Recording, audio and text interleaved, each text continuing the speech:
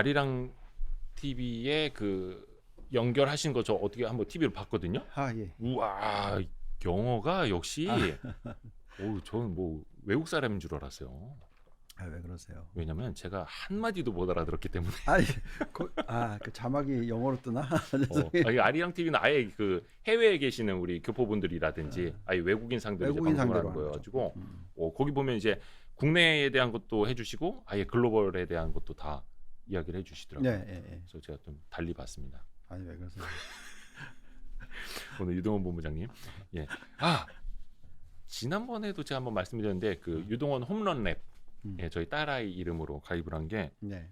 지금 제가 그 돈을 불입을 한 게 8월 9일이었나? 이제 딱 한 달 됐어요. 벌써 한 달 됐나? 시간 진짜 빨리 지나가네요. 그죠? 딱 한 달 됐는데 벌써 수익률이 그래요?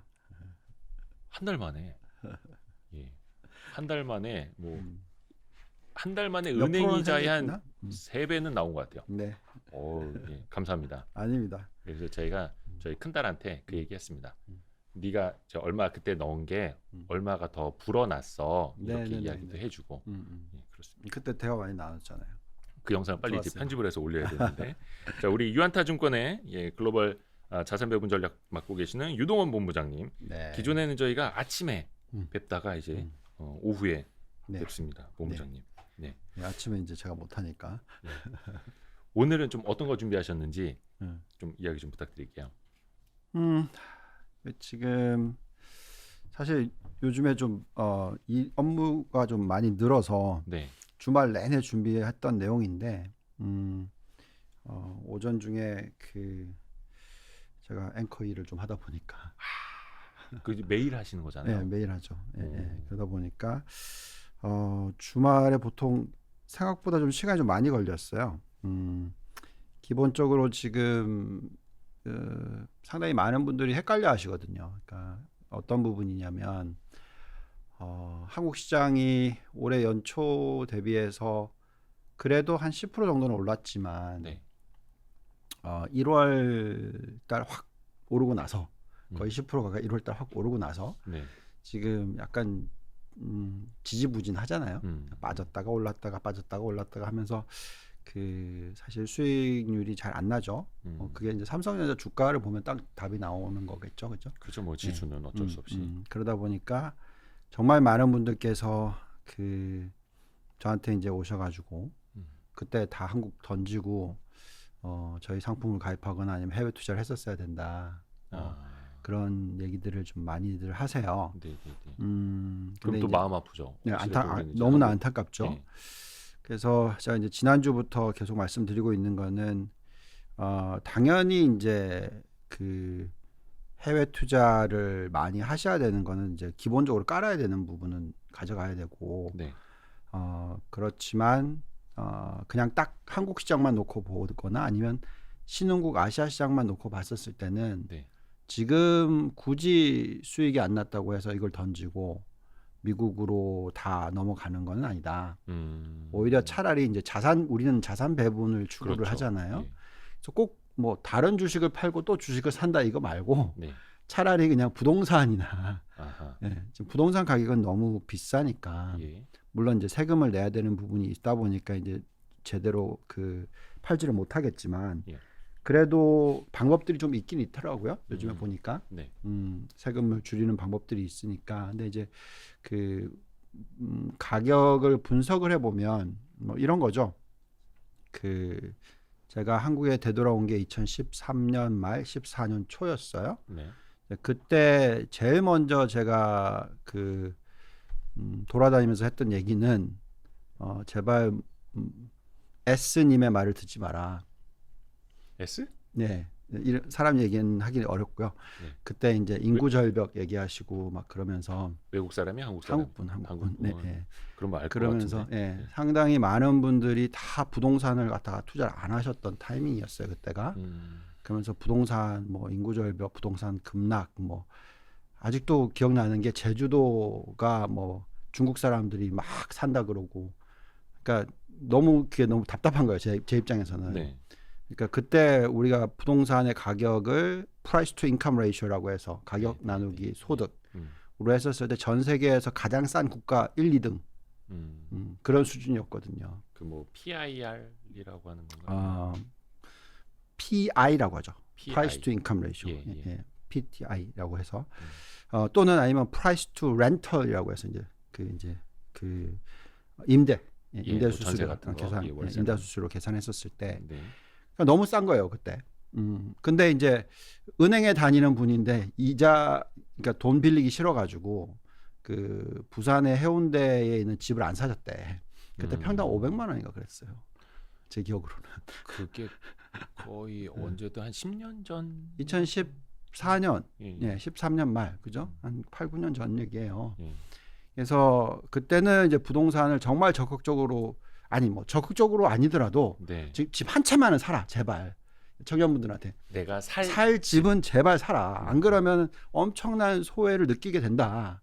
근데 그때만 하더라도 다들 집값 너무 뭐 아무튼 앞으로 폭락할 건데 왜 사냐 뭐 등등. 인구 절벽이 정말 오는데. 그것 때문에 제가 좀 약간 화가 났었거든요. 그런 얘기를 자꾸 퍼뜨리고 있는 것 자체가 그거는 어떻게 보냐면 국가의 상대적인 경쟁력을 떨어뜨리는 얘기예요. 네. 요즘 그런 얘기 많이 하잖아요. 인플레이션이 차라리 디플레이션보다 낫다. 그럼요. 똑같은 얘기예요. 훨씬 더 위험한 거죠. 그렇죠. 디플레이션은. 부동산 가격이 절벽으로 가기 때문에 인구 절벽이 나오기 때문에 폭락한다 이 얘기를 하고 다니는 거는 예. 국가 경쟁력을 떨어뜨리는 얘기란 말이죠. 그거를 모든 사람들이 동조하게 만든다는 것 자체가 저는 좀 화가 났었던 거거든요. 그때는. 아무튼 시간이 지나서. 근데 이제 지금은 어떠냐. 네. 부동산 가격이 너무 비싸요. 그러니까 전 세계로 똑같은 그 비율로 계산을 하자면 네. 극과 극을 달렸어요 지금. 약간 그다지 고평가는 아니었지만 네. 지금은 대한민국 부동산이 고평가 영향으로 그때는 확. 전 세계에서 가장 쌌다. 아하. 지금은 전 세계에서 가장 비싼 축에 들어간다. 7, 8년 전에 비하면 지금은. 네. 그러니까 상대적인 프라이스 인컴 레이쇼를 계산하면. 네. 자, 그래서 안타까운 부분은 저는 이제 그런 상황에서는 한국 주식을 팔아서 미국 주식으로 간다. 이것보다는 상대적으로 그 한국 주식은 지금 오늘도 안 그래도 방송을 하면서 간단하게 얘기를 해드렸는데 네. 우리나라의 지금 PR이 11배예요. 11배 반. S&P PR이 몇 배인지 아시죠? 예. 22배. 예. 정확하게 50% 디스카운트죠. 근데 중요한 건 뭔지 아세요? 그 올해의 미국의 이익 증가율이 몇 프로인지 아세요? 이익 증가율이 예. 미국 S&P 500. 더 크겠죠. 아니요, 우리나라 더 커요. 그래요? 네. 예, 이해가 가세요, 그러니까?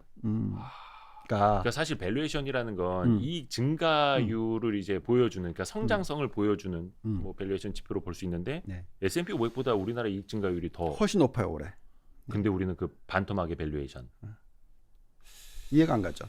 그러니까 그런 똑같은 예예요. 제가 어떤 느낌이냐면 2013년, 14년에 한국의 부동산이 전 세계에서 가장 저평가되어 있다라고 생각했었을 때 하고 지금 우리나라의 주식시장과 글로벌 주식시장으로 계산했었을 때는 가장 저평가되어 있는 국가 중에 하나다인 거죠. 또 다시.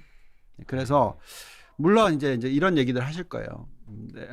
한국 주식 투자하기 어렵다. 왜? 지배구조 문제. 뭐 이번에 또 K 배터리 얘기하면서 뭐 분할 등등 얘기하면서 또 뭐 얘기하고. 사실 실망할 수도 있습니다. 왜 그러냐면 저도 이건 좀 되게 그 신기하게 느꼈던 건데요. 지금 글로벌 전체 시장에 제가 25개 국가를 들여다보는데 그 전 세계의 ROE가 평균이 얼마인지 아세요? 선진국이? 전 세계 평균 ROE요? 글쎄 얼마나 나올라나요? 여기 지표에 있을 것 같은데 한번 너무 볼게요. 어려운 걸 저한테 여쭤보셔가지고. 너무 쉬운 거죠. 쉬운 거예요? 제 투자 레터를 맨날 보시지 않으세요? 전 세계. 농담입니다. 네. 보여주시죠. 여기 있죠. 자, 20.3%. 여기 상당히 높죠. 어디죠? 요 밑에. ROE, 예상 ROE 20.3. 이게 평균이에요. 잠시만요. 저 화면이 작아가지고 잘 안 보이죠. 죄송합니다. 안 보이는데 네, 잠시만요. 제가 뭐 하나 이거 알려드릴게요. 화면 보시면은 이걸로 체크하시면 아마 빨간색으로 요 요걸로 화면에 글자가 나갈 거예요. 여기 요거? 그거 보이나? 잘 안 보여. 아무튼 20.3이에요. 예. 20.3. 네. 그죠? 자, 그러면 중요한 것은 우리나라가 얼마냐? 우리나라는 지금 많이 올라오긴 했는데, 네. 여기 나오죠? 이 스마트폰을 옆으로 눕히면 조금 보이네요. 예. 네. 자, 우리나라가 지금 여기 보면 한국이에요. 한국. 예. 예상 ROE가 몇 프로입니까? 10%밖에 안 돼요. 그죠? 네. 예. 자, 이제 이런 숫자를 보고 있으면 답답한 거죠. 그러니까 그것 때문에 우리나라가 싼 거예요. 그러니까 뭐 이익 증가율 자체는 나쁘지 않더라도 어떤 좀 뭐라 해야 될까 자기 자본 대비 이익률 측면에서는 자본의 효율성이 좀 떨어진다라고 이해하면 될까요? 네, 그렇죠. 근데 이게 좀 참 이상한 게 좀 예. 잘 이해가 안 가죠, 이 숫자가. 한 가지밖에 설명이 안 돼요. 예. 지배구조 문제가 너무 극심하다. 또는 배당을 너무 안 준다. 그래서 그냥 북발류로 그냥 쌓아둔다. 이런 개념인 거죠. 그렇다 보니까 지금 저평가라는 거죠. 그래서 그거의 이유가 일정 부분 이해가 가는 거죠. 근데 그거를 어떻게 환산해서 계산을 하면은 아 이제는 나아지고 있구나 하는 거를 딱 하나로 볼 수 있는 게 있어요. 배당 수익률. 아 배당 수익률. 조금 그래도 과거보다는 나아지고는 있긴 한데 많이 나아지고 있는 거죠. 예. 그러니까 ROE가 지금 빠르게 올라가는 거예요. 지금. 그러니까 배당을 많이 해주고 할수록 이익에 쌓이는 부분이 적게 쌓이면 이익 증가가 나니까 ROE가 높아지잖아요. 아하. 그러면 멀티플 익스펜션이 생겨요. 그러니까 뭐 애플이나 이런 데처럼 일부러라도 자기 자본 규모를 줄여가면서 막 있는 돈 다 주주들한테 그렇죠. 계속 내어주고 그렇게 되면 이제 ROE가 엄청나게 높아지는 효과가 나타나죠. 그러니까 이제 사람들이 이렇게 생각했던 거죠. 한국은 재벌이나 이런 대기업들이 예. 돈을 갖다가 예. 주주들한테 안 주고 잉여금으로 쌓아 그냥 잉여금으로 쌓거나 아니면 그 흔히 말하는 이제 재벌 총수들 쪽으로 간다. 뭐 그리고 또 분산시켜 가지고 이쪽 반류를 막 키우고 그렇죠, 뭐 이런 그렇죠. 식의 어떤 계속 지배구조 문제에 대한 의구심이 있었으니까 이런 현상들이 일어났던 거잖아요. 네. 이제 근데 중요한 것은 참 한참 걸리긴 했어요. 네. 한참 걸리긴 했어요. 그러니까 왜 이런 걸 또 제가 깜짝깜짝 놀라냐면 이런 것도 있죠. 지금 우리나라의 금융시장의 그 평균 1인당 그 임금이 네. 미국의 당연히 우리가 그 경쟁력으로 경쟁이 안 되지만 네.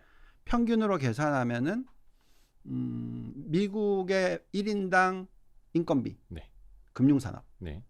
몇 분의 1인지 아세요? 금융산업만 금융산업만 봤을 때 봤을 때 우리나라가 뭐 월가를 네.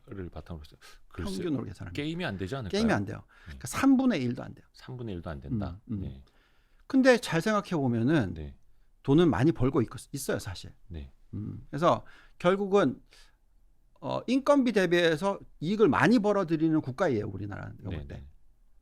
그래서 자원이 우리나라는 인건비가 가장 굉장히 좋은 거죠. 그러니까 인력이 좋은 거죠. 그래서 결국은 이건 무슨 얘기를 하는 거냐면 뭔가 지금 이 캐피탈이 이 자본이 어디론가 새고 있다라는 얘기잖아요. ROE가.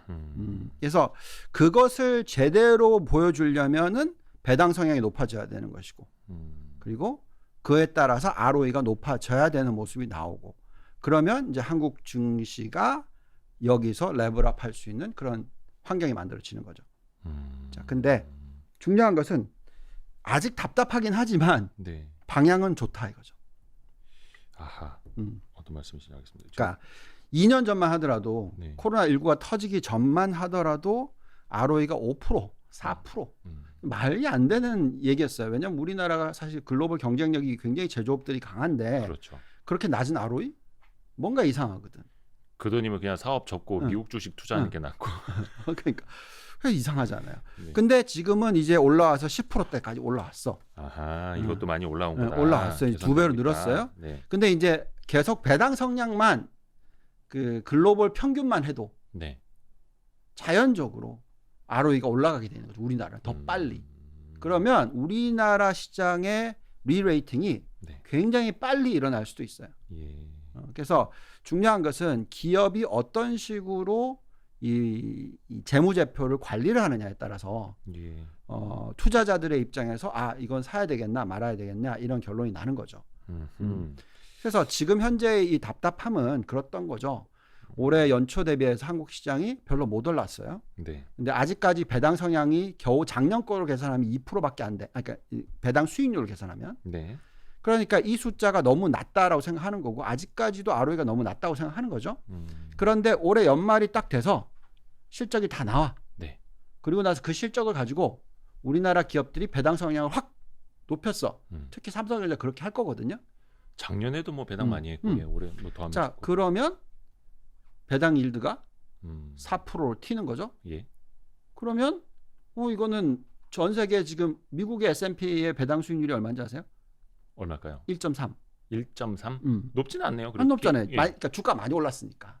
상대적으로 시가 배당률 개념으로. 그러면 네. 우리나라는 4%야. 들어와야지 그래. 그치. 예. 그래서 제가 말씀드리는 게 외국인들이 막 많은 분들이 이렇게 걱정을 하셨어요. 지금 다 팔고 나간다. 네. 그죠? 지난 몇 달 동안 계속 파는 모습이 나왔는데 여기다 대놓고 외국인들이 다 팔고 나간다라고 보기는 어렵고 그냥 단기적인 어떤 그 변화였다라고 생각하는 거죠. 그리고 중국의 어떤 영향을 받기도 했었고. 네. 근데 이제 중국 시장이 지금 뭔가 조짐이 보이기 시작하거든요.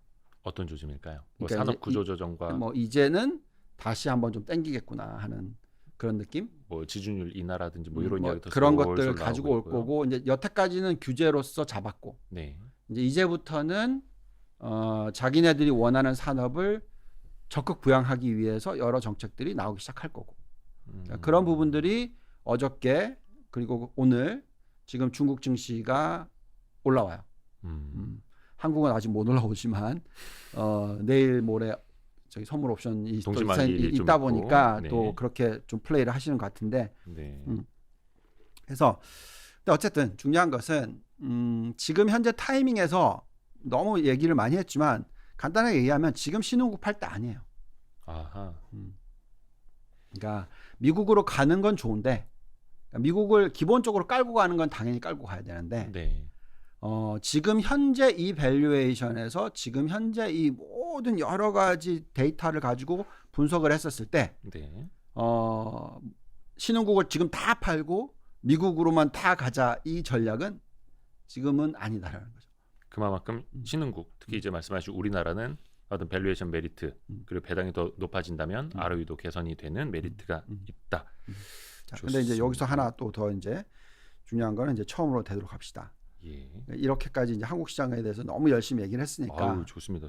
잠깐 그 자료 찾으시는 타이밍에 채팅창에서 어떤 분들이 김대호 기자 이렇게 하니까 바로 또 이대호 기자로 정정도 해주시고 감사합니다. 우리 무동원 본부장님 아니고 유동원 본부장님 함께하고 있고요. 그러니까 사실 주가라는 게 이익 곱하기 밸류에이션이잖아요. 이익이야 이제 기업들이 잘하면 되는 거고 밸류에이션은 이제 시장이 주는 건데 그 곱하기 대상인 밸류에이션만 좋아진다면 우리나라도 이제 훨씬 많은 분들이 따뜻해질 수 있는데요. 찾으셨나요 혹시? 네, 이제부터는 말씀드리고 싶은 내용은 지금까지 얘기는 아시아 시장이 상대적으로 저평가돼 있다. 그래서 지금 팔 때 아니다라고 얘기를 하는 건데, 근데 만약에 미국 시장이 지금 꼭지다. 만약에. 그래서 너무 많이 올랐다. 네. 그래서 미국을 팔아야 된다라고 생각을 하신다면 또 어렵잖아요. 그죠? 그것도 봐야죠 우리가. 그래서 미국 시장을 우선 이제 좀 들여다 볼게요. 네. 기본적으로 이제 저는 고객분들을 만나면 뭐라고 얘기하냐면 지금 미국의 시가총액이 60%예요. 전 세계에. 좀 더 많이 올랐어요. 한 60 몇 %까지 올라간 것 같아요. 네. 자, 그렇다는 것은 기본적으로는 깔고 가야 된다. 딱 그 정도 비중은. 60% 이상은 전체 내 그렇죠. 금융투자 자산에서. 금융투자 자산. 주식으로 계산하다. 네. 그래서 뭐 내가 주식을 100을 투자를 하고 있으면 이 중에 적어도 60에서 65는 미국을 투자를 해야 되는 거고 나머지 35, 40 정도를 가지고 뭐 어디를 투자를 할지, 뭐 유럽을 투자를 할지, 한국을 투자를 할지, 뭐 전 세계를 다 들여다보면서 판단을 해야 돼요. 그래서 미국 시장이 지금 아직까지 고점이 아니다라는 얘기를 지금 해드리는 거거든요. 네. 그래서 만약에 미국 시장이 여기서 추가적으로 뭐 쉬어가던, 네. 그러니까 박살만 안 나면, 그러니까 훅 빠지는 모습만 안 나오면, 네. 그냥 좀 쉬다가 또 올라가든 쉬다가 올라가든 이런 식으로 좀 버텨주면, 네. 결국은 미국 시장이 버텨주고 있기 때문에 다른 상대적으로 싸 보이는 쪽이 더 올라가는 그런 타이밍이 앞으로 12개월 동안 나올 수 있다라는 거죠. 아, 여럿이 다 따뜻한 그림. 그러니까 미국 시장이 약간 버티고 있을 때 다른 시장으로도 관심이 좀 가고. 그렇죠. 그러니까 그런 시기가 아마 올해 11월부터 내년 한 9월까지 뭐 그 정도, 한 1년 정도 나오지 않을까라는 생각은 좀 갖고 있습니다. 그 자. 11월 이야기 들으니까 그 즈음이면 뭔가 뭐 테이퍼링에 대한 언질이 나오고 테이퍼링이 시작되고 끝나는 지점까지의 기간하고 상당히 좀 겹칠 것 같은데요. 그러니까 이런 거죠. 달러가 강세로 갔던 이유는 네. 지금까지 테이퍼링에 대한 얘기를 가지고 또 금리를 인상을 할 거다라는 얘기를 가지고 예. 미국의 펀더멘탈이 더 튼튼하니까 달러가 강세로 갈 거고 그러니까 우리도 뭐 금리를 올리는 현상이 일어났고 네. 뭐 이런 식이었던 선제적으로. 거잖아요. 근데 실질적으로 뚜껑을 열어보니까 10월, 11월 됐는데 달러 강세로 갈 이유가 하나도 없어. 지금 당장은. 네. 그러니까 무슨 얘기냐? 금리를 전혀 안 올릴 거예요. 앞으로. 테이퍼링 얘기는 나오겠지만 네. 금리를 올리는 타이밍은 지금도 아니고 내년도 아니고 내후년이 될까 말까인데 그것도 잘 모르겠고 아마 이런 식으로 사람들이 인식을 하게 될 겁니다. 자, 그러면 더 이상 달러가 강세로 갈 이유가 없죠. 그죠? 왜냐하면 지금 워낙 돈을 많이 풀어놨는 상황이고 그 다음에 계속해서 미국의 부채 비율은 정부 부채 비율은 계속 상승을 하고 있고 그러니까 어느 시점에서 멈춰야 되는 거잖아요. 네. 지금 뭐 1조 달러 인프라 얘기하고 있고 뭐 계속 이러고 있는데 실질적으로 미국이 달러가 초강세로 갈 이유는 별로 없는 거고 네. 사실 미국도 그건 바라지 않고 있고요. 지금 현재 시점에서는 나중에 먹을 게 많을 때 그렇게 하겠지만 지금은 아닐 것 같고 그래서 어쨌든 중요한 것은 우리가 지금 판단해야 되는 것은 미국 시장이 앞으로 어떻게 될 거냐. 네, 이제 저는 미국 시장은 어쨌든 먹을 건 계속 있다는 거죠. 좋은 종목만 골라내면 그렇죠. 연 2자릿수 수익을 낼 수 있으니까 그래서 랩 가입하신 거고. 네. 잠깐 여담해드리면 제가 사실 8월 초에 가입하면서도 네. 고민했잖아요. 지금 꼭지 아닐까? 계속 이 미국 증시 사상 최고치라고 하고 그때 막 환율도 1180원? 네. 제가 한 1180원일 때 가입했을걸요? 그랬나요? 그래서 그랬을까요? 이거 또 꼭지 잡는 거 아닌가 제가 이제 꼭지 잡기로 온 선수라서 걱정을 했는데 그 우려가 기우가 됐듯이 수익률은 또 이제 잘 나오고 있습니다. 그게 왜 그러냐면 네. 종목을 잘 고르면 네. 항상 아웃 퍼포먼스는 충분히 할 수 있으니까 계속 저희가 저 주말 내내 일을 했다고 얘기했잖아요. 그러니까 주말 내내 이제 모델링 돌리고 종목 골라보고 뭐 이걸 하니까 네. 아무튼 감사합니다. 아, 주말에도 쉬지도 못하시고 네. 항상. 예.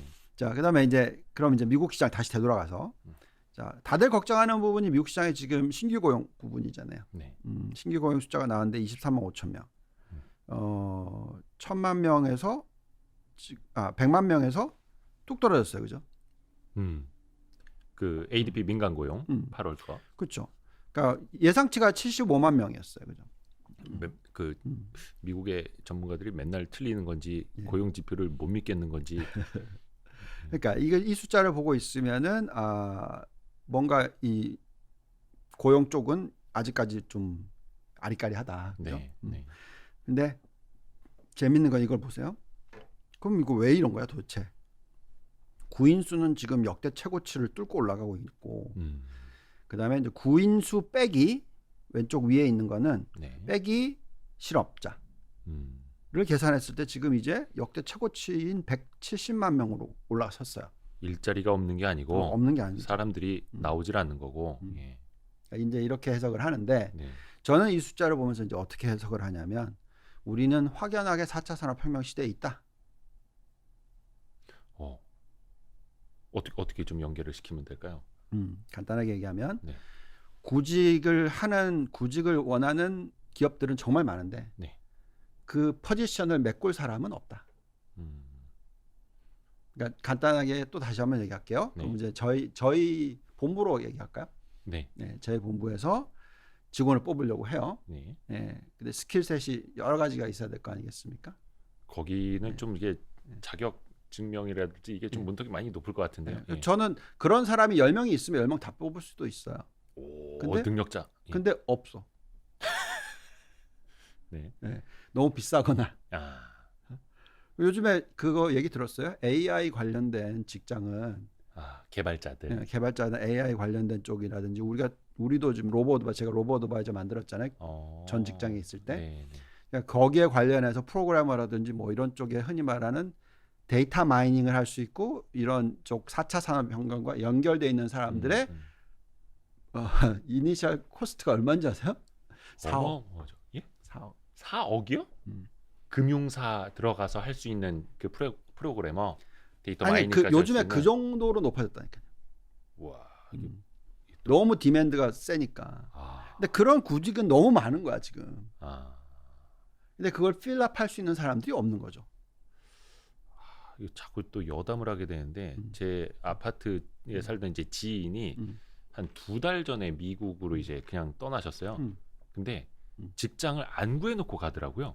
애 둘이랑 이제 가족 다 같이 가는데 집만 구해놓고 가신 거여서 그럼 불안하지 않냐고 그랬더니 가서 구하면 된다고. 어떤 직장이었는데 그분 뭐 통계 응용 이런 것도 그치. 하니까 그러니까 그런 일자리는 그냥 가서 구하면 된다. 한 달 여행하다가 아마 여기서 모르겠어요.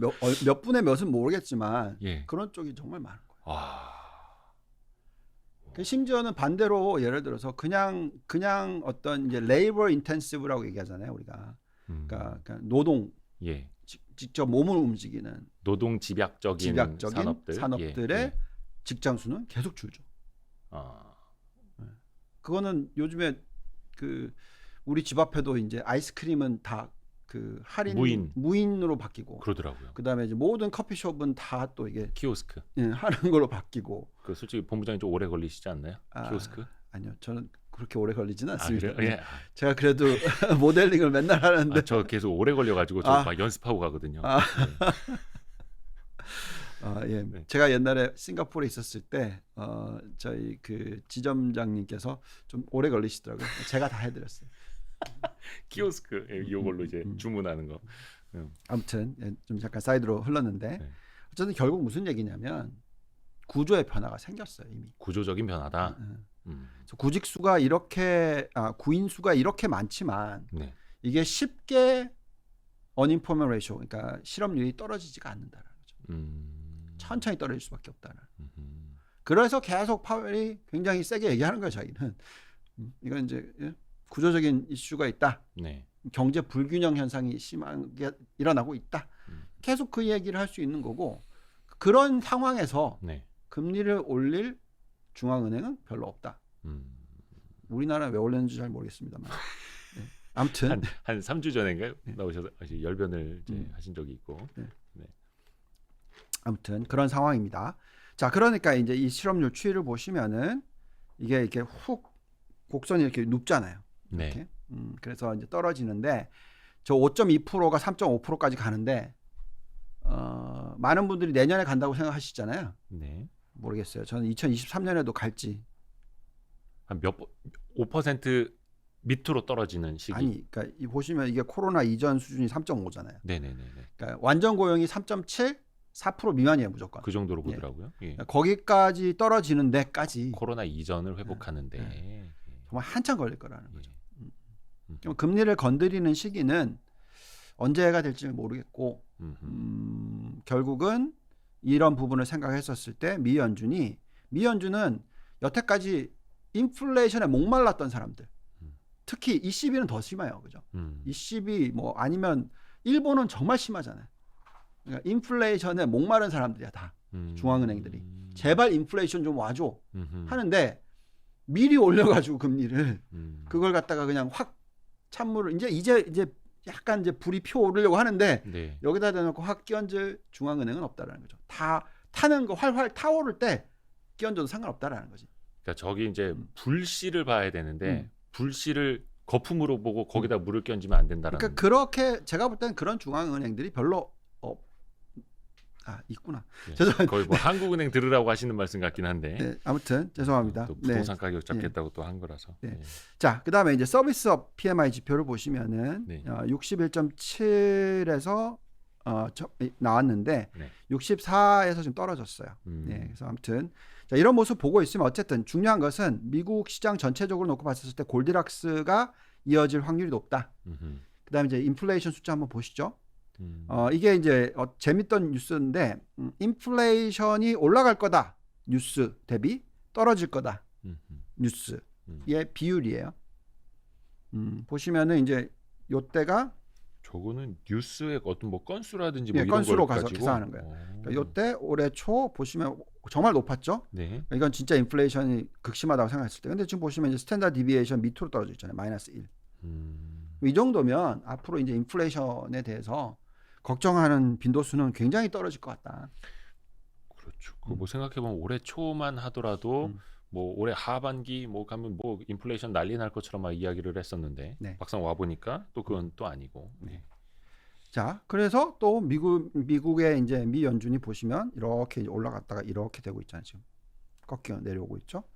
그래서 이게 5년 미래 인플레이션 전망치인데 2.2% 아마도 2%대로 갈 것 같다. 금리를 안 건드려도 2%대 갈 것 같다.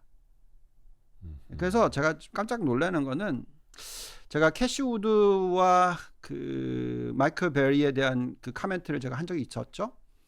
네, 캐시우드가 아마 이길 거라고 계속 얘기를 하고 있는데 캐시우드가 며칠 전에 저기 테슬라 주가 얼마 부르신지 아세요? 얼마 불렀어요? 3,000불. 그 언니는 전에 얼마 불렀대? $2,000 부른 적 아무튼 있어요? 계속 올라가는 것 같아. 아무튼 자, 이게 이제 왜 그런 거냐면 이런 생각을 좀 해봅시다. 우리가 지금 우리나라 시장에 있어서 전기차 얘기를 많이 하잖아요. 네. 그다음에 또 수소차 지금 얘기하고 수소 경제 얘기하고 있고. 네. 어쨌든 탄소 배출 제로에서 넘어가는 이 부분하고 네. 이거는 이제 환경 오염 부분을 얘기를 하는 거고. 그다음에 이제 테슬라는 AI 자율주행 4차 산업을 또 연결이 되는 거죠. 네, 그렇죠. 두 개가 같이 연결이 되는 거거든요. 네. 그걸로 생각한다면 탄소 배출 쪽은 인플레이션 압력을 주는 현상이고, 네. 그렇죠? 왜냐하면 코스트가 올라갈 수 비용이 있으니까, 올라가겠죠. 에너지 관련 비용이. 근데 반대로 이쪽으로 넘어가면, 네. 그러니까 뭐 공유 경제라고 하기보다는 어쨌든 자율주행으로 넘어가게 되면, 네. 그다음에 전기차로 넘어가게 되면, 이건 디플레이션이죠. 그렇잖아요. 그러니까 간단하게 이렇게 얘기합시다. 테슬라의 전기차의 영업 마진율하고, 그다음에 가솔린 자동차의 영업 마진율하고 평균의 차이가 얼마예요? 생산 규모가 많아질수록 테슬라 쪽이 그냥 기하급수적으로 근데 올라가겠죠. 지금 테슬라는 겨우 몇 프로밖에 안 되잖아. 5%밖에 안 되잖아. 뭐 흑자내기 시작한 지도 얼마 안 됐으니까. 아니, 그러니까 사이즈로 따지면. 네네네. 그랬는데도 지금 이 두 차량의 영업 마진율의 차이가 뭐냐고요. 왜? 전기차는 부품이 훨씬 적게 들어가죠. 그렇죠. 게다가 그 테슬라 기가 팩토리 한번 보셨어요? 그 동영상? 영상으로 봤죠. 뭐 텍사스라든지. 엄청나죠. 어마어마하죠. 거기는 완전 자동화잖아. 그러니까 결국 무슨 얘기냐면 전기차로 넘어가면 영업 마진이 확 늘어나 있거든. 네.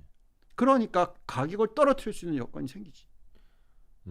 그죠? 그러니까 테슬라 가격이 예를 들어서 몇십 년을 쭉 기어가면 막 디스카운트 주고 이런 얘기 나오잖아요. 뭐 3년 후에 뭐 배터리도 이제 반값으로 떨어뜨리겠다 뭐 하고. 그러니까 그거는 무조건 디플레이션이 압력이죠. 게다가 또 자율주행이 되면 우리나라 대리운전 많이 시키잖아. 우리나라는 어쨌든 운전 그렇죠. 2만 원, 3만 원짜리가 이제 사라지고. 사라지죠. 그거 또 디플레이션인 말. 네. 게다가 보험 산업까지. 그 가격 확 떨어질 거고. 그죠?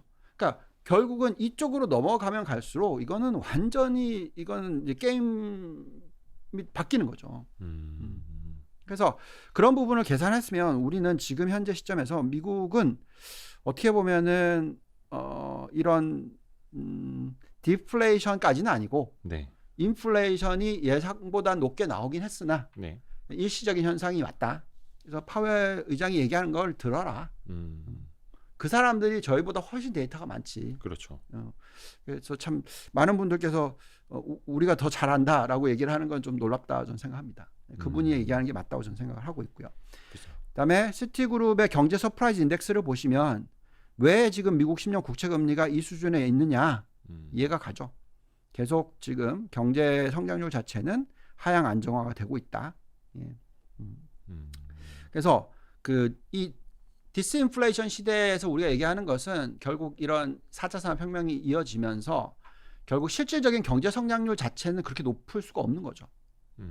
과열로 가기는 어렵다라는 거죠. 네. 예.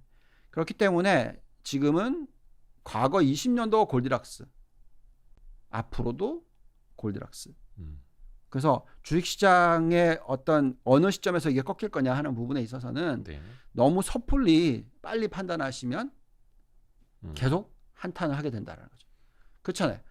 2년 전에도 그렇고 1년 전에도 그렇고 계속해서 S&P 500이던 나스닥이던 제가 한국에 되돌아와서 2014년, 15년, 16년 이때부터 계속 나스닥 얘기를 했었는데 네.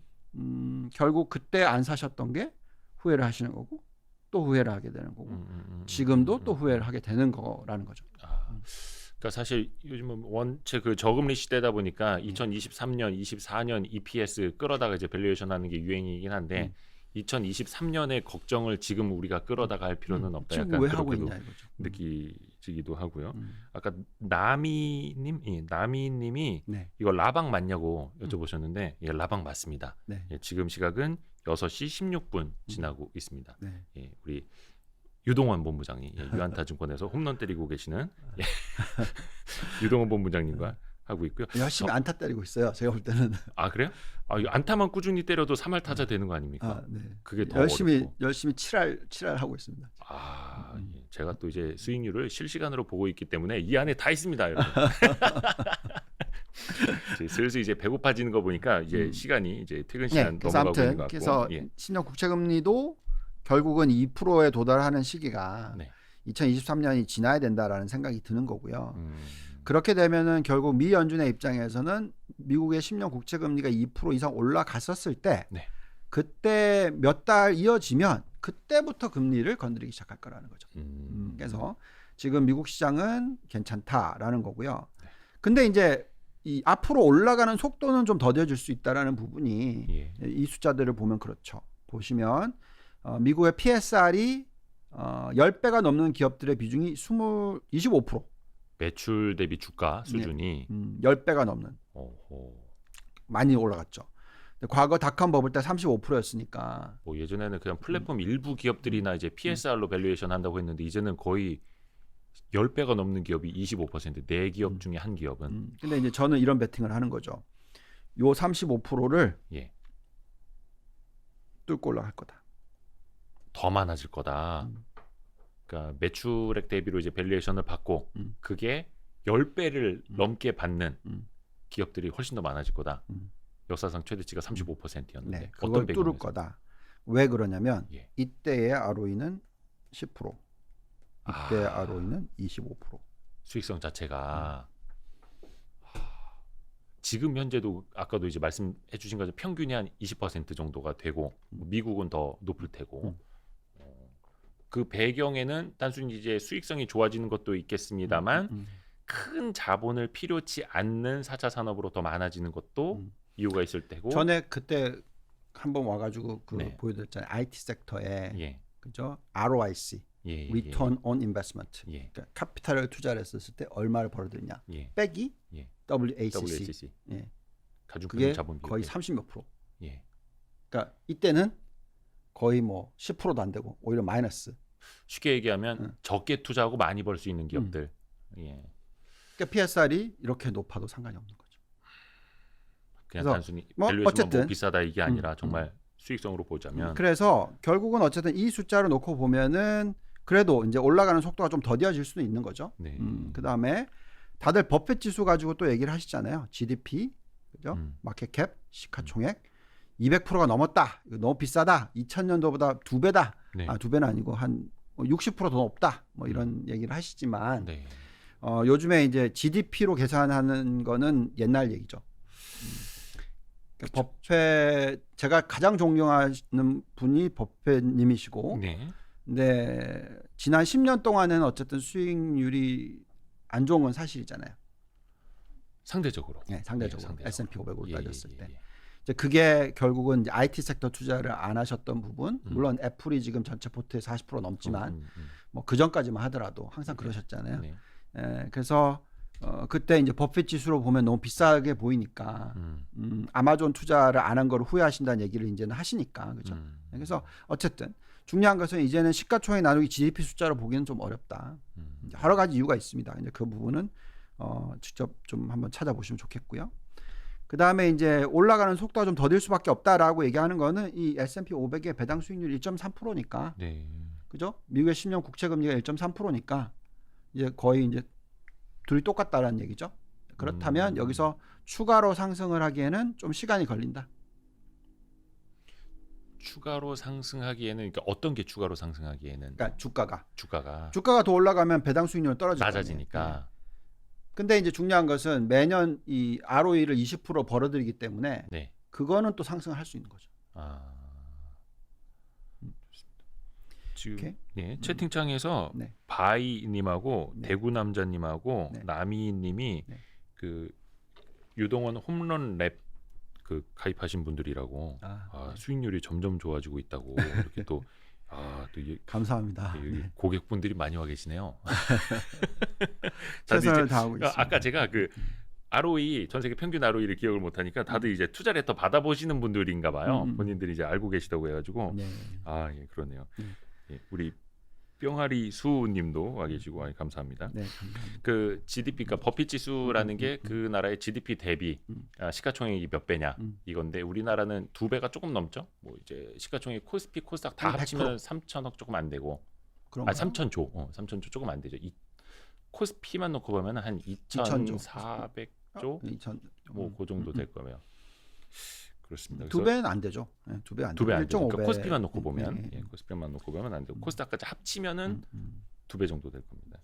그래서 GDP에 대한 개념도 이제 좀 달라지고 있으니까. 네. 네. 그다음에 이제 S&P 500으로 봅시다. S&P 그래서 500.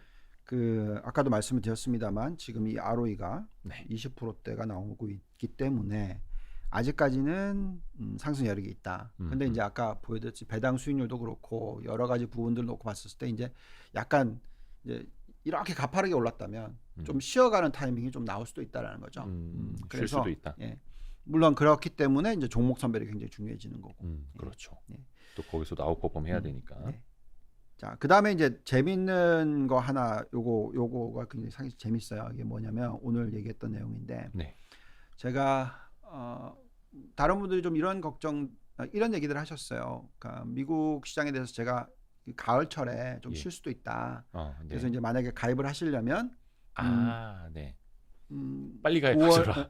아니요, 빨리 가입. 8월쯤에 빨리 하시라고. 그냥 분산으로 해서 네. 8, 9, 10 이렇게 해가지고 분산 투자를 하셔가지고 빠지는 날마다 매수를 하시라라고 얘기를 해드린 적이 있거든요. 네.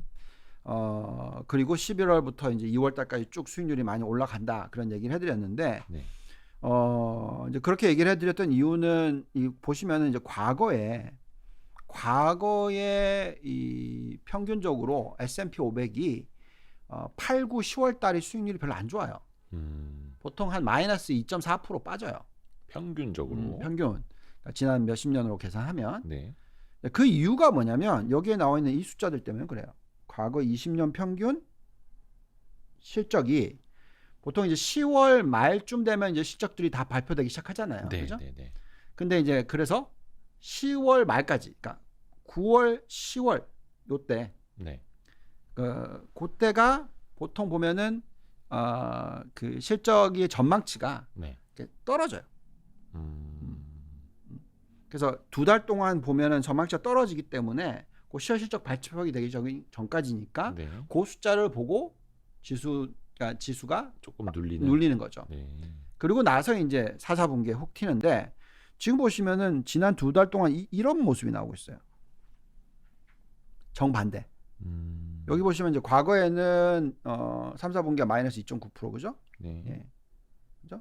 여기 마이너스 1.7% 이런 식이잖아요. 그죠? 지금 저 막대기 하나하나가 한 개 분기인 거죠. 예. 그래서 지금 보시면은 이렇게 이익이 전망치가 자꾸 올라가고 있는 거죠. 그러니까 쉽게 안 빠지는 거예요, 미국이. 올해 3분기에는 과거 3분기와 다르게 네. 예. 과거에는 10년 평균으로 보면은 마이너스 3%의 전망치가 하향 조정됐는데 네. 과거 20년을 평균을 마이너스 2.4% 하향 조정이 됐는데 네. 지금 보니까 지난 보니까 계속 올라가고 있다. 올해 3분기에는 더 상향 조정되고 있다. 예. 3.8%. 그래서 그런 모습을 보고 있으니까 네.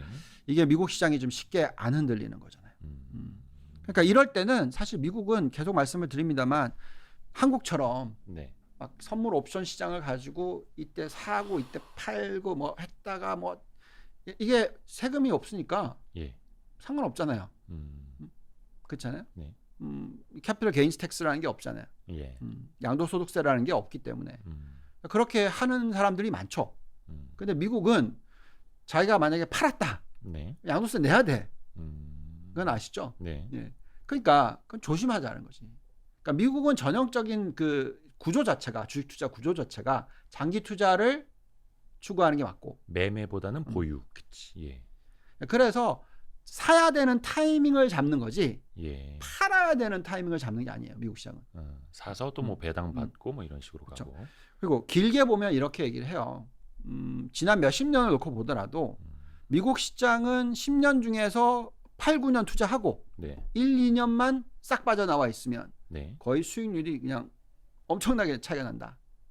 아, 잠시라도 시장에서 벗어나 있으면 제가 최근에 봤던 데이터 중에서 가장 재밌게 읽었던 게 뭐였냐면 네.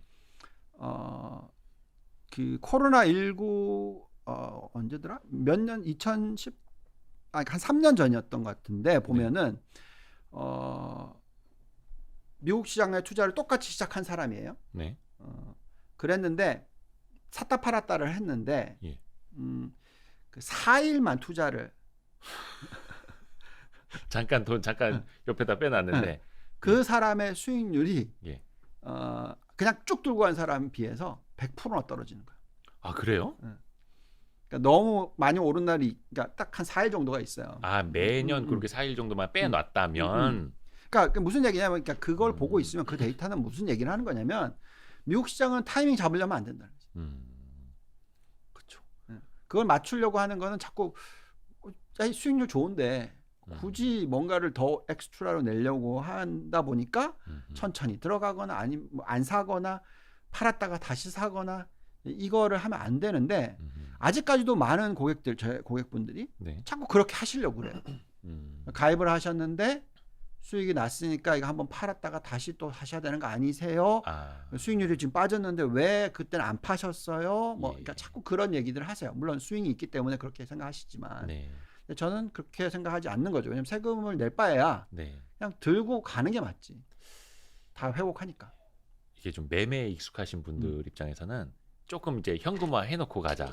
약간 이런 전략이 익숙한데 그것도 이제 미국 시장에 이렇게 대입을 하면은 조금 안 된다는. 근데 이제 한국도 이제 변할 거잖아요. 변해야죠. 이제 2023년 되면은 우리 양도세 냅니다, 그죠? 그렇죠. 그러니까 점점 이제 멘탈을 바꾸셔야 되는 거죠. 투자에 맞게, 트레이더에 맞게가 아니라 투자에 맞게. 그러니까 이게 사실 주식이라는 게 사는 순간 팔고 싶다고.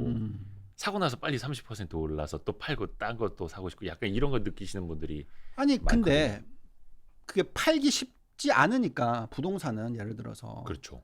그러니까 후회하시는 분 정말 많잖아. 30% 올랐다가 팔았다가 지금 100%도 올랐다 뭐. 하다가. 그러니까 땅을 치고 후회하는 분들이 많죠. 네. 예. 사실 저도 그 중에 한 명. 부동산 하나 팔았는데. 아, 부동산 하나라고 말씀하시는 거 보니까 뭐 한 30개 중에. 왜 그러세요? 또 이상한 얘기 하지 마시고. 잠깐 제가 좀 유언비어를 자꾸 계속 퍼뜨리시는 그건 좀 제발 하지 말아 주시고. 양치기 소년이라서 몰아가길 잘합니다. 근데 아무튼 가격이 팔고 나서 물론 100% 올라서 팔았는데 네. 그러고 나서 또 40%또 올랐잖아요. 그러니까 그게 부동산이니까 정말 그 판 것도 후회하는데 주식도 마찬가지죠. 작년에 1,700 올라왔다고 팔았던 사람들 땅을 치고 후회하는 거고 2,000 갔을 때 그러니까 물론 올해는 그렇게 생각하실 수 있어요. 네. 삼성전자가 9만 얼마까지 갔다가 그때 왜 안 팔았나? 이거 팔아가지고 미국 샀으면 됐지. 뭐 계속 그 얘기를 할 수밖에 없는 그런 느낌이지만, 예, 그거는 장기적으로 다시 생각하면 맞습니다. 예, 그렇게 샀다 팔았다는 하지 않는 게 좋겠다라는 얘기를 해드리는 거고요. 지금까지 그랬으니까 앞으로도 그럴 거라고 장담은 할 수는 없지만 사실 이 얘기 또 들었던 것 같은데 이 얘기 내가 꿈에서 본 것 같은데 그게 이제 미국 증시 사상 최고가 뭐 막 계속 이랬던 거지 않습니까? 그래서 약간 타이밍보다는 이제 유동 본부장이 말씀해주신 그 의미를 더 알아들을 수 있을 것 같고요. 김광민님께서 네. KBS 성공예감에 출연하시는 이대호 기자님이신가 보네요. 예, 맞습니다. 그 라디오, KBS 라디오 말씀하시는 것 같고요. 또 이제 저도 팬이 있나요? 있으시겠죠, 당연히. 팬이 여기 있네요. 예, 찾기 힘든 팬이어가지고 예, 그렇습니다. 예. 본부장 맞다. 시간이 별로 많이 안 남았죠? 아니요. 시간이요? 저희가 여기 주차장 셔터가 밤 11시에 내려가거든요. 저기다 됐잖아.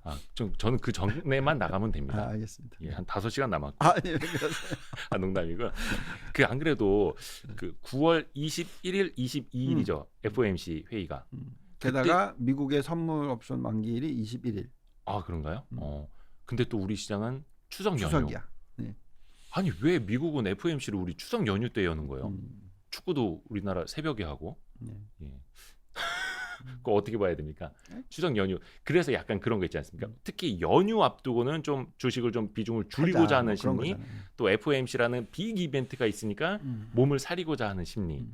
그러니까 그거를 잘 활용을 했죠. 예. 그렇게 해서 지금 변동성을 일으키고 있는 거죠. 그러니까 올해 이익이 우리나라가 75% 증가하는데 주식시장이 안 오르는 거죠. 그러게. 네. 어떻게 해야 되나 이거? 아니요. 그냥 그러니까 걱정하지 말라는 거죠. 예. 그런 거잖아요. 안 그러세요? 예를 들어서 물론 이제 정말 우리가 흔히 얘기하는 뭐 500원짜리, 1000원짜리, 뭐 5,000원 미만의 잡주 뭐 이런 것들을 사가지고 있으시면 불안해 하시는 거지만 그게 아니라 네. 삼성전자를 사놨다. 예. 잠 잘 주무셔야죠. 물론 고점 대비해서 20% 빠졌어요. 네. 그렇다 하더라도 뭐 우리 부동산도 마찬가지잖아요. 일시적으로는 거래 없이 빠질 수 있잖아요. 네. 그렇지만 지금 삼성전자와 물론 애플하고 그러니까 1대1로 비교할 수는 없지만 네. 정말 싸거든요. 그렇죠. 정말 싼 것만은 인정할 수밖에 없죠. 왜냐하면 삼성전자의 지금 배당 수익률이 몇 프로가 나오더라? 아마 삼성전자가 거의 3, 4% 나오는 걸로 제가 기억하는데 예. 지금 애플의 배당 수익률 0.5%. 물론 이제 그 환원하고 뭐 하면 뭐라 그러죠? 그 스탁 바이백 계산하면 네. 2%로 맞추죠. 그래도 그것보다 삼성전자가 훨씬 높다. 예. 또 분기 배당도 하고. 네. 그러니까 사실 뭐 추석 연휴 길고 뭐 FOMC도 있고 근데 생각해 보면은 분기 배당하는 기업들 입장에서는 9월 말이면 또 한번 이제 주주명부 폐쇄, 배당을 위한 주주명부 폐쇄가 되니까 뭐 입금되는 시점은 조금 한 달 반 정도 걸리기는 합니다만 한 번에 또 배당을 받을 수 있는 그렇죠. 또 시즌이 돌아오는 거라서 그런 재미를 들리시면은 좋을 것 같습니다. 또 하나는 그럼 아까 이제 고용 지표가 안 좋게 나왔으니까 미국 그러면 미국이 그럼 경기 침체로 가냐? 아니면 뭐 코로나 19 어쩌고 얘기하면서. 근데 그거는 요 숫자를 보면 그렇지 않죠. 어떤 걸까요? 지금 나오는 게 미국의 시간당 임금 상승률이 4.8%가 나오고 있다. 이거는 이제 지금 현재의 고용이 안 일어난다 하더라도 더 안 늘어난다 하더라도 임금만 늘어나는 것만 가지고도 소비 판매랑 서비스 증가율이 한 4, 5% 나온다. 어떻게 보면 이제 디플레이션은 아니고 인플레이션으로 갈 수 있는 마중물 역할들을 임금 상승률로 보여준다라는 거. 저게 전년 대비 4%대. 맞습니다. 그래서 어떤 일자리 양적인 수도 중요하긴 하지만 질적인 것도 중요하다라는 말씀이시고. 네. 시간 많지 않지만 그래도 이제 요 부분은 좀 얘기를 할게요. 11시까지 있다니까요. 저도 집에 가야 또 내일 아침 방송 또 진행하셔야 되니까. 저 3시 4시에 일어납니다. 몇 시에 주무세요? 빨리 자려고 요즘에 노력하는데 그래도 아직까지는 10시, 11시쯤 돼야지 잠에 드는 것 같아요. 진짜 힘드실 텐데. 이제 요거는 이제 그 아주 먼 미래를 생각할 때. 어느 시점인지 모르겠어요. 2023년이 될지 2023년 전은 아니야. 어쨌든 제가 볼 때는 네. 제 계산상으로는 네. 2023년이 될지 2024년이 될지 2026년이 될지 2027년이 될지 정확하게 답은 없어요. 네. 그렇지만 어느 시점에서는 네. 달러가 초강세로 가는 시기가 나올 거예요. 어느 시점에서는. 네. 그러면 미국의 달러의 초강세에 의한 주식시장의 급락 현상은 한 번은 나옵니다. 뭐 그렇겠죠. 우리가 과거에도 많이 봐왔고 예, 돈의 흐름이 네. 예. 언젠가 한 번은 나올 거예요. 그때는 미국 주식을 들고 있어도 깨질 수 있어요. 왜냐하면 요번에 코로나19 터졌을 때도 미국 주식이 고점 대비해서 저점까지 30% 빠졌잖아요. 네. 그러니까 물론 이제 그냥 들고 있어도 돼요. 되도록 할 거니까. 예. 또한 환율이 깨지는 부분이 달러 강세로서 메꿔지니까 많이 사실 걱정이 덜 하시겠죠. 그래서 제가 계속 얘기하는 거는 기본적으로는 달러를 깔고 가야 된다는 거지. 특히 이제 우리나라 사람들 입장에서는 달러 자산을 예. 그래서 미국 주식을 60%에서 65%는 미니멈 들고 가셔야 되는 건 기본으로 깔아놔야 된다. 네. 그래서 제가 천천히 미국을 사라고 얘기하는 게 미국 주식을 100% 들고 있는 사람한테 얘기하는 게 아니에요. 미국을 하나도 안 들고 있는 사람들한테 좀 천천히 사라는 얘기지 계속 사셔야 돼. 보통 지금 평균 계산해 보면 네. 주린이든 어떤 분이든 네. 그래도 미국 비중이 네. 한국 비중보다 작아요. 거의 많이들 그러시죠. 네, 아직까지는 이제 미국 주식 하시는 분들 그래서 많지 어쨌든 간에 미국의 일정 부분, 그러니까 절반 이상 60% 이상을 깔아 놓으셔야 된다. 네, 네, 그 이유는 이 차트를 보시면 답이 나와요. 네. 이게 뭘까요?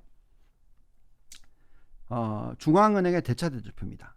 그러니까 우리가 지금 계속 얘기하고 있는 게 그 테이퍼링 얘기를 하잖아요. 네. 테이퍼링을 얘기하는 건 그만큼 이제 중앙은행이 시장의 유동성을 부여하는 부분이고 얼마나 그 발란시시 이렇게 커져 있느냐 이런 거잖아요. 그러니까 자산을 많이 매입해서 매입했냐. 예. 숫자 차이 한번 보세요. 예. ECB가 지금 몇 프로입니까? 훨씬 더 많네요. 80%. 오. 페드가 얼마입니까 지금?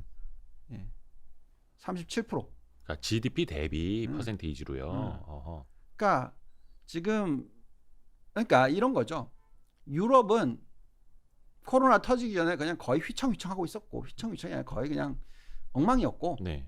미국은 굉장히 괜찮았는데 코로나 때문에 한번 휙 흔들렸다 네. 정도. 근데 여기다가 그 BOJ 집어넣으면 어떨까요? 이 숫자가. 일본의 중앙은행. 거기는 뭐 원체 많았던 데잖아요. 그러니까 옛날엔 안 그랬어. 그것도 마찬가지예요. 그래요? 그러니까 ECB 옛날에는 뭐 80%도 그러니까 그 기본적으로 예. 정부 부채 비율이 네. 확 터지기 전에 예. 거의 GDP 대비해서 뭐 70% 80%대일 때가 있어요. 버블 꺼지기 전에 일본 버블 꺼지기 전에요. 예. 예. 근데 지금 얼마냐? 예. 135%예요. 지금 이게 GDP 대비 발란시시. 그 일본 중앙은행의 대차대조표 보유 자산. 그러면 이 중앙은행들이 다 자기네들 자산 매입해 놓은 거잖아. 네. 어차피 자기네 국가 자산일 테니까. 그러니까. 예. 그래서 지금 결국은 그 숫자만 놓고 보면은 네. 달러가 어떻게 되겠어 나중에 얼마든지 땡길 수 있다는 거죠. 언제 정부 부채 비율이 지금은 올라가는 추세잖아요. 예. 그게 꺾여서 내려오기 시작하면 네. 다른 데는 안 꺾여 내려오고 있는데 네. 미국이 꺾여 내려오는 모습이 나오기 시작하잖아요. 네. 그럼 그때부터는 달러가 막 튈 거예요. 흡수가 되는 그쪽으로. 달러가 계속 올라갈 겁니다. 예. 자, 그러면은 이제 그때는 엄청난 주식시장의 위기가 오죠. 근데 중요한 거는 미국이 과거에도 그렇게 해서 아시아 자산을 엄청 샀잖아요. 그거 뭐 양털깎기라고도 표현을 하는. 예. 아무튼 제가 거기에 선봉에 있었으니까 옛날에 해외에서 이제 매니지먼트 하실 때. 예. 그 특히 이제 국민은행을 골드만삭스가 인수를 하려고 했었을 때, 그죠? 예. 그때 제가 뭐 내용을 다 들여다봤었으니까. 그때 이제 IMF 외환 위기 이후에. 예. 물론 그때 가치가 정말 엉망이긴 했었어요. 네, 근데 어쨌든 간에 결국은 그 1조에 사서 4조에 팔아먹고 나가잖아요. 어떤 걸요? 국민은행 주식을. 예. 골드만삭스가. 네. 뭐 뉴브리지도 그랬고 뭐 외환은행도 그랬고 뭐 어쨌든 간에. 그러니까 그렇고. 그런 거를 예. 중국을 하고 싶은 거지. 중국. 예. 미국의 입장에서는. 자본시장 개방하라. 네. 그때 우리가 그때 이제 중국이 없었고 그때는 대만, 한국 뭐 등등등으로 해서 이제 타이거라고 얘기했잖아요. 네. 그리고 그때가 어떤 시대입니까? 정말 우리가 IT 강대국으로 막 올라서고 있는 그런 때였잖아요. 아시아 네. 시장 경쟁 네. 그러면서 그러니까 결국은 굉장히 경쟁력이 있었죠. 제조업이. 그러면서 왕창 털렸죠. 그리고 외국인들의 지분율이 확 올라가서 우리나라 시장에 거의 40%, 45%까지 가져가는 거죠. 네. 그렇게 된 거잖아요. 예. 그러니까 지금 외국인들이 중국 시장의 시장 점유 그 시가총액에 들고 있는 수준은 6%도 안 돼요. 우리나라요? 아니. 중국 시장. 아, 중국을. 예. 그러니까 언젠가 한번 무너지는 게 있으면 확 늘릴 수 있잖아요. 예. 그래서 지금은 위안화가 절상이에요. 우리나라도 IMF 터지기 전에 원화 어떻게 됐어요? 700원, 760원 있었고. 아니, 예. 정말 많이 떨어졌어요. 760원, 700원. 네. 완전 절상시켜놨잖아요. 예. 예나 마찬가지로 완전 절상시켜놓고. 네. 프라자 이후에. 예. 그러니까 지금 위안화가 6.4예요. 네. 제가 볼 때는 터트리기 전에 한 6 깨지고 내려오는 거지. 그럴 때는 보통 거품이 나와요. 네. 게다가 중국은 지금 동계올림픽도 있고 지금 프로브 해야 되는 게 굉장히 많아. 시진핑이 지금 해야 될 게 너무 많아. 네. 그러다 보니까 이제 무리수를 둘 수도 있죠. 당연히. 그래서 엄청나게 돈을 세미컨덕터 쪽 반도체에 퍼부을 거고 네. 뭐 신재생 에너지 그다음에 본인들이 생각하는 미국과의 경쟁을 하는 AI 쪽 뭐 5G 뭐 그러면서 이제 엄청나게 부여하면서 가계부채 비율 확 올라갈 거고 네. 그러니까 이러면서 이제 정부 부채 비율 높아지고 이런 타이밍을 미국의 입장에서는 지켜보겠죠. 그리고 총 부채 비율로 보면은 지금 중국이 이미 네. 미국을 오버했어요. 거의 한 제 기억으로는 한 20%포인트 정도 더 높아요. 총 부채 비율이요. 총 부채 비율. 예. 그러니까 가계, 정부, 기업 합쳐서. 세 개에서 했을 때. 예. 그러니까 그러면 여기서 지금 막 부양책을 쓰니까 이게 확 또 올라갈 거 아니겠어요? 네. 미국에 비해서도 더 빨리. 그래서 어느 시점에서는 이제 지금 계속 우리나라도 미국에 가가지고 제조 생산 기지를 만들고 중국을 제외한 많은 국가들이 지금 다 미국으로 가면서 이쪽은 훨씬 더 예대율도 낮고 네. 가계 소비도 좋고 그다음에 임금 상승률도 5%가 나오고 펀더멘털이 튼튼하니까 우리가 저쪽에서 생산 기지 만들고 그러면서 그럼 이쪽 파이가 굉장히 튼튼해지는 거잖아요. 네. 그러고 나서 나중에 그 기업들의 엄청난 현금 캐시플로가 지금 만들어지고 있거든요. 예. 그래서 확 달러가 확 당겨져 버리면 굉장히 헐값에 살 수 있는 거죠. 그 상황에서는 물론 그거를 시진핑과 중국이 모른다 이건 아닐 것 같아. 알고는 예상할 수 있겠지. 있겠죠. 근데 알면서 당했잖아 우리도. 다른 신흥국을 상대로도 했던 걸 봐왔기 때문에. 근데 우리도 알면서 당했다고. 근데 그건 소규모 개방 국가들은 당할 수 있지만. 그러니까 우리는 왜 당했냐? 네. 그때 우리가 제조업을 키워야 됐기 때문에 네. 그 스트럭처를 잘못 만들었지. 제조업들에게 부채를 왕창 밀려주고 외화 자금 끌어당기게 만들고 네. 계속 성장률을 높여서 시장 점유율을 만들어나게 해놓고 일종의 레버리지 효과. 그렇죠. 그렇게 깨진 거잖아요. 네. 근데 중국도 마찬가지로 그렇게 되겠죠. 지금 만약에 반도체 시장을 키우려면 네. 엄청난 부채가 들어갈 거 아니겠어요. 예. 그렇죠. 그러니까 그런 식으로 지금 가고 있는 상황. 왜냐하면 이겨야 되니까 이쪽은 어차피. 그게 외채가 아니더라도 그럼 좀 위험성이 상존한다라는 말씀이신 거예요? 어느 시점에서는 외채가 아닌 도메스틱 뎃이 너무 커질 수도 있고 첫째. 네. 그리고 나중에 또 외채를 빌릴 수밖에 없는 거죠 지금. 외국인들이 들어오고 있는 거니까. 네. 금리가 빠진다라는 것은. 예. 그렇죠. 그래서 결국은 그 타이밍으로 계산을 했었을 때 제 계산상으로는 지금 보면 이제 예대율로 전 계산을 하는데 예. 중국의 지금 예대율이 60%대에서 지금 거의 이제 70%대로 올라섰거든요. 네. 네, 미국이 지금 현재 예대율이 60%대예요. 더 낮아요. 예. 그러니까 더 펀더멘털 튼튼해요. 그러니까 예금을 가지고 대출을 해준 비율. 예. 그거를 이제 이 속도로 가면은 아마 한 5년 안에 네. 중국의 예대율이 거의 90% 가까이로 올라갈 거예요. 거의 예금을 받는 족족 다 대출을 해줄 수밖에 없는 부모와 분자가 왜냐하면 거의 계속 비슷해지는. 내수 시장을 키워야 되는 거니까 예. 그럼 그쪽으로 대출을 해주는 거고 음. 왜냐하면 해외 수출이 둔화가 된다면 그렇죠. 네. 그래서 그런 것들을 봐가면서 결국 미 연준이 금리를 어떻게 할 건지가 나올 거라는 거죠. 그래서 그때가 되면은 한번 거품이 꺼질 거예요. 네. 근데 이게 이제 재밌는 현상인데 우리나라 코스닥으로 계산해 볼까요? IMF가 터지고 나서 2000년도에 닷컴 버블 붕괴되기 전까지 네. 우리나라의 코스닥이 600에서 3000 가요. 500% 튀어요. 네. 그리고 나서 박살이 나죠. 그죠? 3000에서 지금 얼마까지 내려갔었어요. 그죠? 이제 1000 올라왔다고 막 뭐 그렇게 만들어낼 수 있다. 네, 네, 네, 맞아요. 그럼 무슨 얘기냐면 중국의 심천 시장이 네. 지금 제 숫자가 2000 죄송합니다. 갑자기 숫자가 생각이 안 나요. 뭐 지수를 일일이 포인트까지 뭐 기억하실 수는 없는 거니까. 죄송합니다. 중국 심천 지수 네, 찾으시려고요? 누가 더 빨리 찾나 해봐야지. 심천 컴포넌트가 15,000이고 예. 심천 지수는 아마 2,000 몇백일 거예요. 아무튼 간에 네.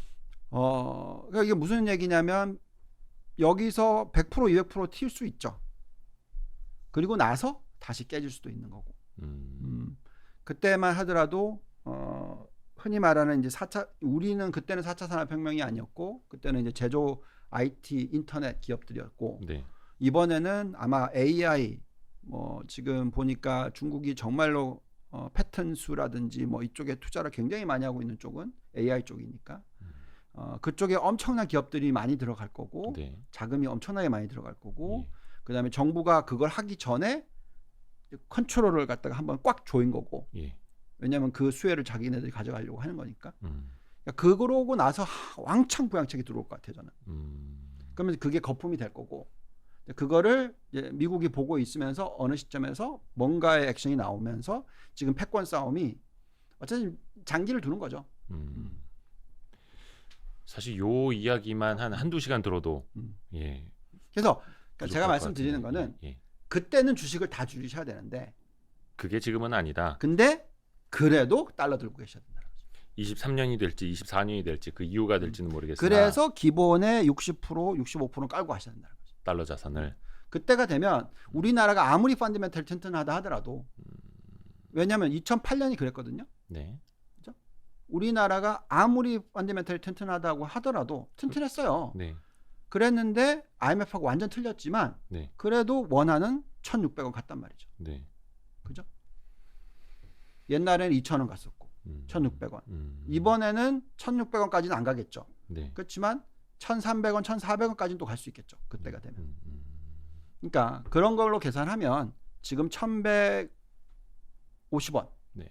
그러니까 여기서 플러스 20%의 평가 절하가 될 수도 있는 거라는 거죠. 나중에 그게 터질 때. 네. 그러니까 그렇기 때문에 기존의 미국으로서 절반 이상은 깔아놔야 된다는 거죠. 좋은 기업으로서. 그리고 그 기업들은 그때 타이밍이 오면 네. 가치가 훨씬 높아져 있을 거고 그렇죠.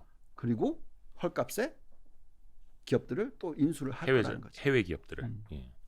그러니까 그거를 생각한다면 네. 미국 주식을 투자를 안 한다는 것 자체가 안 된다는 거죠. 그 시점이 언제가 될지는 모르겠습니다만 그때까지도 저희는 유동원 본부장님과 같이 하고 있을 겁니다. 저는 30년 할 거니까 예, 예, 예. 네. 그렇습니다. 열심히 감사합니다. 매주 고맙습니다. 약속하신 네. 겁니다. 네, 그럼요. 지금 하단에 저 나가고 있는 건가요? 예, 저 하단에 나가고 있습니다. 유동원 글로벌 자산 배분 랩. 네. 너무 좀 이렇게 글자가 작기는 한데 예, 저 사진이 유동원 본부장님 맞습니다. 네. 그래서 그 대구 남자님도 그렇고 원체 이제 유동원 본부장님 좋아하시는 분들이 많이 계셔가지고 또 질문도 많이 들어왔는데 저희가 시간 관계상 이제 유동원 본부장님 앞으로도 격주로 뵙는 건가요? 네, 격주 화요일 오후 한 5시 반쯤에 미국 저희 라이브는 이제 매일 오후 5시에 하게 되고요. 네. 그 아까 그 스텔라님이 네. 저보고 너무 산만하다고. 야, 좋은 지적 감사합니다. 그런 얘기 많이 초등학교 때부터 들어가지고 그렇습니다. 그리고 또 사람마다 이제 또 취향이 다를 수도 있어서 또 이렇게 저를 또 응원해 주시는 분들도 많고요. 아마 그럼요. 예, 스텔라님은 나가 계시지 않을까? 3% 보러 가시지 않으셨을까? 아니, 왜 그러세요? 네, 그렇습니다. 너무 감사하고요. 뭐 이게 매주 안 될까요? 이렇게 딩그리님이 남겨주셨는데 예, 저희의 바람이기도 합니다. 이제 그 퇴근길이실 텐데 오늘은 비가 안 오나 모르겠네. 예, 많이 퇴근길 그쳤어요 이제. 예, 조심히들 댁으로 들어가시길 바라겠고요. 오늘 유동원 본부장님도 또 내일 또 아침 일찍 방송하셔야 되는데 또 네. 감사합니다. 함께해 주셔서 우리 좀 이 시청자분한테 인사하고 같이 이제 마무리하실까요? 네. 저는 이 시간 되게 좋고요. 네. 예, 뭐 사실 계속해서 그 제가 다른 방송국에서 앵커를 한다고 해서 네. 예, 게스트는 항상 나갈 거고 아. 그 많은 아이디어를 공짜로 예. 다 쉐어하는 거에 대해서는 얼마든지 저는 하고 싶고 최선을 다할 거니까 네네. 많은 분들께서 아무튼 제 취지를 좀 이해를 해주시면 감사하겠습니다. 유동원 본부장님의 그 진정성이 사실은 보입니다. 예, 보이니까 또 많은 분들이 좋아하시는 것 같고요. 또 그래서 하여튼 걱정되는 건 좀 건강 관리, 예, 네. 체력 관리 좀 잘 하시길 바라겠고요. 알겠습니다. 예, 오늘 함께해 주신 여러분 고맙습니다. 내일 내일은 낮 12시에 그 환상의 라이브 염승환 이사님이랑 그치. 예, 김정환 대표님이랑 같이 하는 환상의 라이브가 내일 12시에 있고요. 또 어김없이 내일 오후 5시에도 저희가 오후 5시 라이브로 찾아옵니다. 여러분 내일 뵐게요. 고맙습니다. 감사합니다. 예, 조심히들 들어가세요. 고맙습니다.